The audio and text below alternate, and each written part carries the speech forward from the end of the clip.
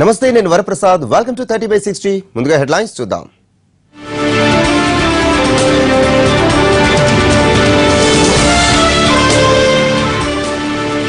SC ST sub plan మీద TS అసెంబ్లీలో hot debate. Bhatti Harish Rao మధ్య మాటల యుద్ధం. పూర్తి రుణమాఫీ లేదు, రవి సాగుకు సాయం అందలేదు. ఏపీ సర్కార్ రైతుల్ని గాలి కొదిలేసిందన్న Jagan. Tirupati children science congress లో కనీస చర్యలు కరవు. సమస్యలు పడిపోయిన 10 మంది విద్యార్థులు. శశికళ మేనలుడికి భారీ జరిమానా విధించిన ఈడీ. ఫెరా ఉల్లంఘన కేసులో 28 కోట్ల ఫైన్. రాజీ కుదిరిందంటూనే ఎడతగిని మంతనాలు. సమాజ్వాదీ పార్టీలో ఎమోషనల్ హై డ్రామా. ఓంపురికి బాలీవుడ్ నటుల నివాళి. గుండెపోటుతో ఉదయం కన్ను మూసిన స్టార్.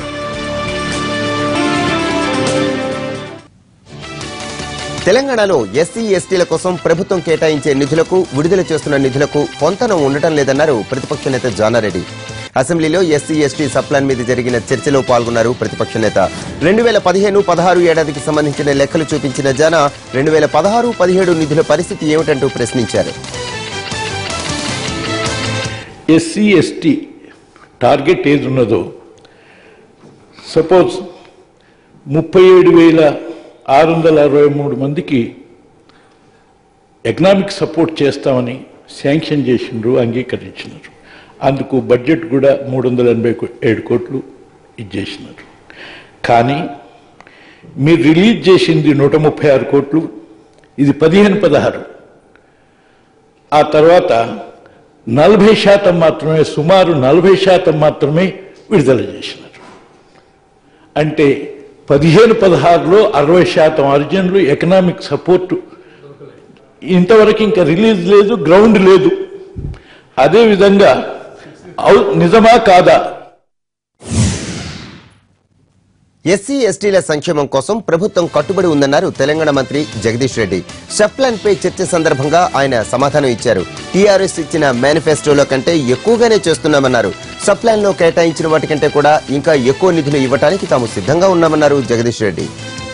ఆయా వర్గాల అభివృద్ధి కోసం ఈ దేశంలో ఏ రాష్ట్ర ప్రభుత్వం చేయని పద్ధతుల్లో దాదాపుగా 35,000 కోట్ల రూపాయల పైగా సంక్షేమ రంగం మీద ఖర్చు పెడుతూ, ప్రత్యేకించి కేవలం ఇంకొక మాట కూడా దీంట్లో రాష్ట్రం అధ్యక్ష, ఏదో సంక్షేమ పథకం చేస్తున్నామని చెప్పి, ఏదో డబ్బులు పెట్టినామని చెప్పి సంతృప్తి పడకుండా, నిజంగా ఆ దళితుల బతుకుల్లో మార్పులు రావాలంటే, వాళ్ళలో ఆ చైతన్యం రావాలి. ఆ చైతన్యం రావాలంటే దానికి విద్య ఉండాలి. వాళ్ళ హక్కుల గురించి వాళ్ళు కొట్లాడడానికి కావాల్సిన పద్ధతుల్లో వాళ్ళకి జ్ఞానం రావాలి. ఆ చైతన్యం రావాలంటే మొట్టమొదటి కావాల్సింది విద్య. అందుకే విద్యను మొదటగా మేము ప్రకటించిన కేజీ టు పీజీ విద్యను మొదటగా దళిత విద్యార్థులతోనే ప్రారంభం చేయాలని చెప్పి కేజీ టు పీజీ విద్యను మొదటగా తీసుకుంది కూడా ఎస్సీ ఎస్టీ రెసిడెన్షియల్ పాఠశాలలోనే అని చెప్పి. ఎస్సీ ఎస్టీ సబ్ ప్లాన్ నిధులను ప్రభుత్వం దుర్వినియోగం చేస్తోందన్నారు టీ కాంగ్రెస్ ఎమ్మెల్యే భట్టి విక్రమార్క. దళితులు, గిరిజనులకు 3 ఎకరాల భూమి ఏమైందంటూ ప్రశ్నించారు. ఈ రాష్ట్రంలో చట్టం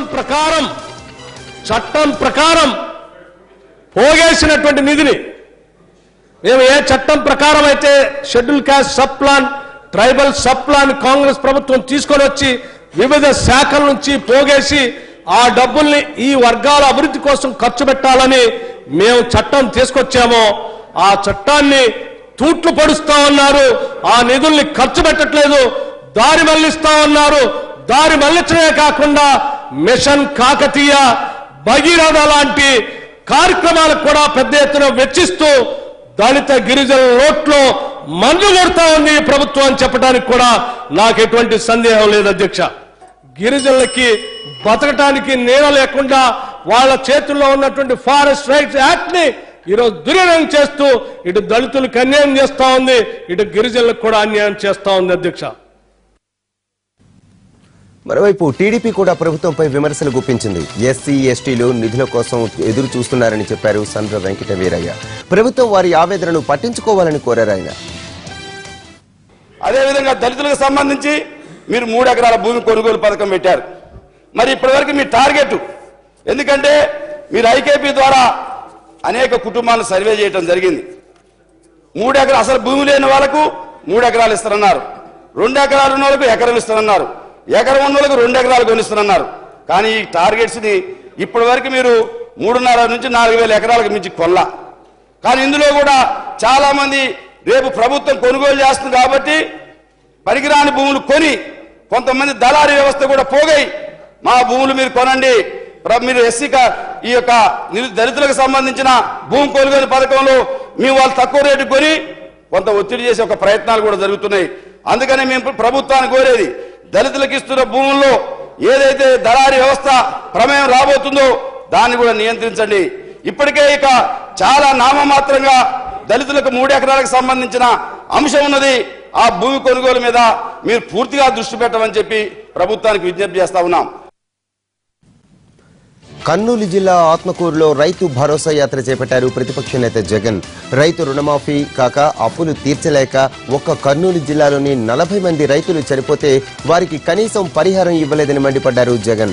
40 మంది చనిపోతే 4గురికి 5 లక్షల రూపాయల ఎక్స్గ్రేషియా ఇచ్చారంటూ విమర్శించారు. రుణమాఫీ కూడా 4,500 కోట్లు ఇచ్చి చేతులు దులుపుకున్నారన్నారు జగన్. జిల్లాలో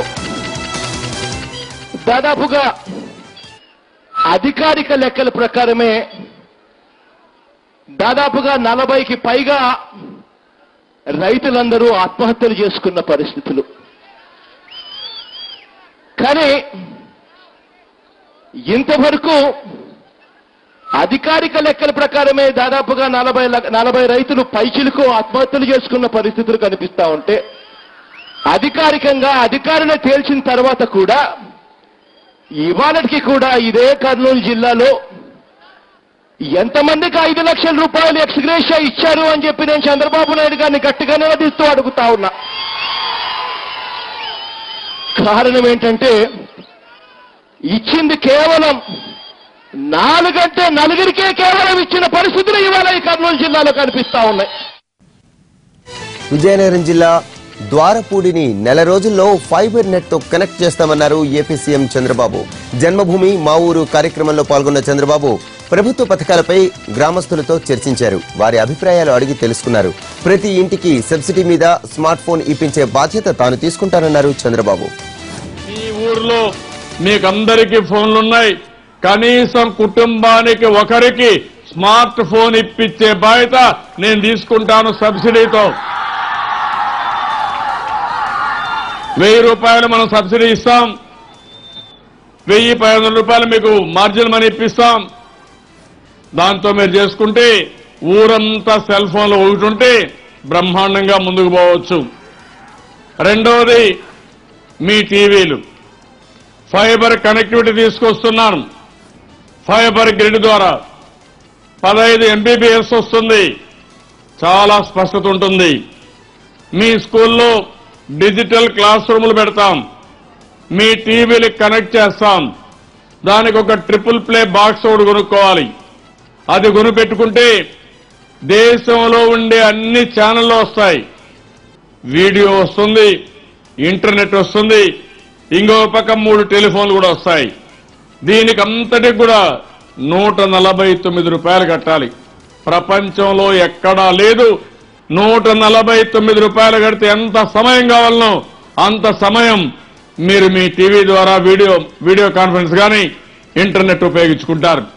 అది కూడా ఈ గ్రామాన్ని నెల లోపల పూర్తి చేయాలని మీ కలెక్టర్ గారికి ఆదేశాలు ఇస్తున్నా. నెల లోపల ఈ ఊరిని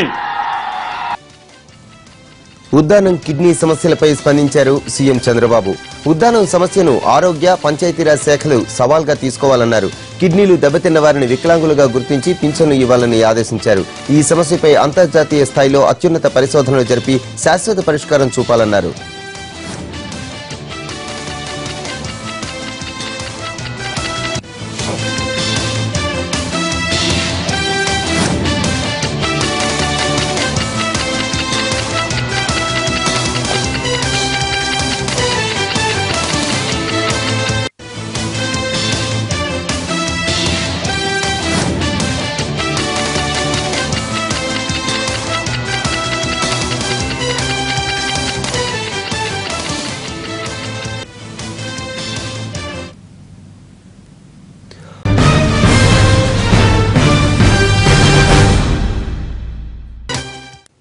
బ్యాక్ టు న్యూస్. నెల్లూరు జిల్లా రాజకీయాలు హీటెక్కుతున్నాయి. నకిలీ మద్యం కేసులో కాకానితో పాటు మరో ఎమ్మెల్యే ప్రతాప్ కుమార్ రెడ్డిని నిందితులుగా చేస్తూ కోర్టులో ఛార్జ్షీట్ దాఖలు చేసింది సిఐడి. తనపై కక్ష సాధింపులో భాగంగా ఈ కేసులో ఇరికించారన్నారు కాకాని. ఎన్ని కేసులు పెట్టినా సోమిరెడ్డిపై పోరాటం మాత్రం ఆపబోమన్నారాయన.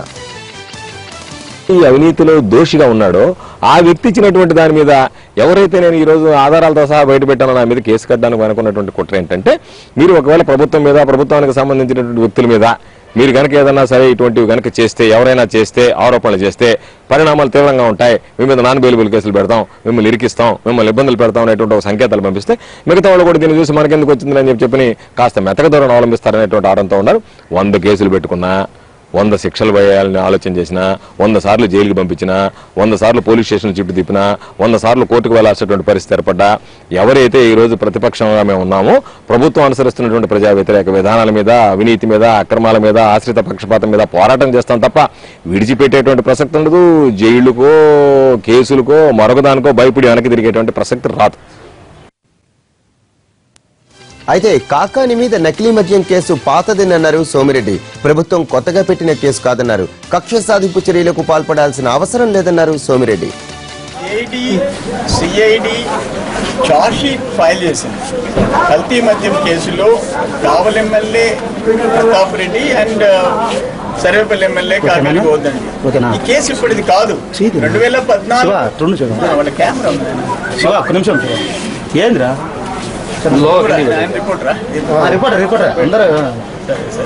ఆ కెమెరా కట్టడం లేకుండా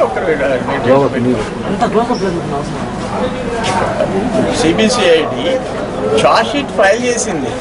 బట్ కేసు ఎప్పటిది గవర్నర్ పరిపాలనలో 2014 శాసనసభ ఎన్నికలు జరిగే సందర్భంలో ఇటు సర్వేపల్లిలో, ఇటు కావలిలో, చిత్తూరు జిల్లాలో ఒక దగ్గర, ప్లస్ పొన్నూరు కాన్స్టిట్యున్సీలో వైకాపా క్యాండిడేట్స్, శాసనసభలో పోటీ చేసే అభ్యర్థులు డైరెక్ట్ గా కల్తీ మద్యం, స్పూరియస్ లిక్కర్, విషపూరితమైన మద్యం తీసుకుని వచ్చి ప్రజలకు తాగిచ్చి వాళ్ళ శవాల మీద ఎమ్మెల్యేలుగా కూర్చున్నారు వాళ్ళు. ఆ టైంలో వాళ్ళ మీద వచ్చిన కేసులు. నందమూరి నటసింహం బాలకృష్ణ తెలంగాణ సీఎం కేసీఆర్ తో కలిసి గౌతమిపుత్ర శాతకర్ణి సినిమా చూడనున్నారు. ఈ నెల 12న రిలీజ్ కానున్న గౌతమిపుత్ర శాతకర్ణి ప్రీమియర్ షోకు రావాల్సిందిగా ముఖ్యమంత్రిని ఆహ్వానించారు హీరో బాలకృష్ణ. తమ ఆహ్వానానికి ముఖ్యమంత్రి అంగీకారం తెలిపారన్నారు బాలకృష్ణ. చారిత్రక కథాంశంతో తెరకెక్కిన గౌతమిపుత్ర శాతకర్ణికి తెలంగాణ ప్రభుత్వం వినోదపు పన్ను మినహాయింపునిచ్చింది. దీంతో ముఖ్యమంత్రికి కృతజ్ఞతలు తెలిపారు Balakrishna.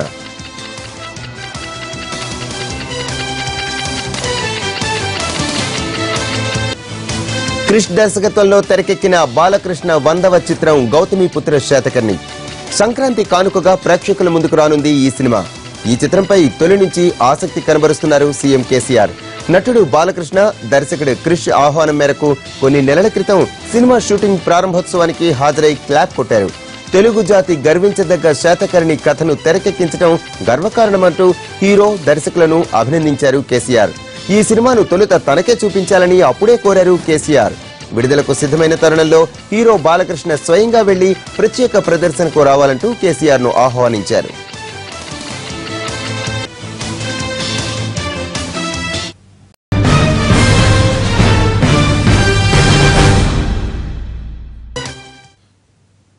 Back to news. Samajwadi పార్టీలో పొలిటికల్ డ్రామా ఇంకా కొనసాగుతూనే ఉంది. తండ్రి కొడుకుల మధ్య రాజీ కుదిరినట్లు వార్తలు వస్తున్నా అధికారికంగా ఎవరూ ఎలాంటి ప్రకటన చేయలేదు. మీడియాతో మాట్లాడేందుకు ప్రెస్ కాన్ఫరెన్స్ ఏర్పాటు చేసిన ములాయం సింగ్ యాదవ్ 5 నిమిషాలకే మళ్లీ రద్దు చేసుకున్నారు. ఉదయం నుంచి కుటుంబ సభ్యుల మధ్య ఎడతెగని చర్చలు నడుస్తున్నాయి. ఎవరు ఊహించిన విధంగా బాబాయ్ శివపాటిల్ యాదవ్ మీద అఖిలేష్ కలిశారు. తర్వాత ములాయం, అమర్ సింగ్ కూడా కలిశారు శివపాల్ యాదవ్. తాను పెట్టిన షరతుల విషయంలో అఖిలేష్ యాదవ్ వెనక్కు తగ్గేందుకు సిద్ధంగా లేనట్టు సమాచారం. అభ్యర్థులను నిర్ణయించే వ్యవహారంలో శివపాల్ యాదవ్ పూర్తిగా పక్కకు తప్పుకోవాలని అఖిలేష్ డిమాండ్ చేస్తున్నారు. 5 రాష్ట్రాల ఎన్నికలపై ఫోకస్ పెట్టింది బీజేపీ. 2 రోజుల పాటు జరిగే జాతీయ కార్యనిర్వాహక సమావేశాలు ఢిల్లీలో ప్రారంభమయ్యాయి. ఎన్నికలే ప్రధాన అజెండాగా ఈ సమావేశాలు నిర్వహిస్తోంది బీజేపీ. ప్రధాని మోడీ, పార్టీ జాతీయ అధ్యక్షుడు అమిత్ షాతో పాటు బీజేపీ ఆఫీస్ బేరర్లు, కొన్ని రాష్ట్రాల పార్టీ అధ్యక్షులు హాజరయ్యారు. కేంద్ర మంత్రులు కూడా భేటీలో పాల్గొన్నారు.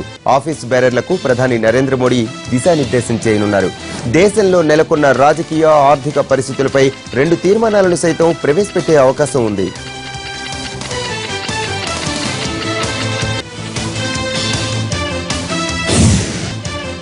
బాహుబలి సీక్వెల్ బాహుబలి దయన్ ఎట్టకేలకు షూటింగ్ పూర్తి చేసుకుంది. దర్శకుడు రాజమౌళి అత్యంత ప్రతిష్టాత్మకంగా తెరకెక్కిస్తున్న ఈ సినిమా పోస్ట్ ప్రొడక్షన్ దశకు చేరుకుంది. బాహుబలి 2 పార్ట్లు కలిపి షూటింగ్ చేయడానికి రాజమౌళి 613 రోజుల సమయం తీసుకున్నారు. పోస్ట్ ప్రొడక్షన్ వర్క్ కూడా పూర్తి చేసుకుని ఏప్రిల్ 28న రిలీజ్ కు సిద్ధమవుతోంది. బాహుబలి ది బిగినింగ్ లో తమన్నా హైలైట్ గా నిలిస్తే సెకండ్ పార్ట్ లో అనుష్క, ప్రభాస్ హైలైట్ కాబోతున్నారు. షారుఖ్ ఖాన్ నటించిన రై సినిమా ట్రైలర్ తో కలిసి బాహుబలి 2 ట్రైలర్ ను రిలీజ్ చేయబోతున్నారు.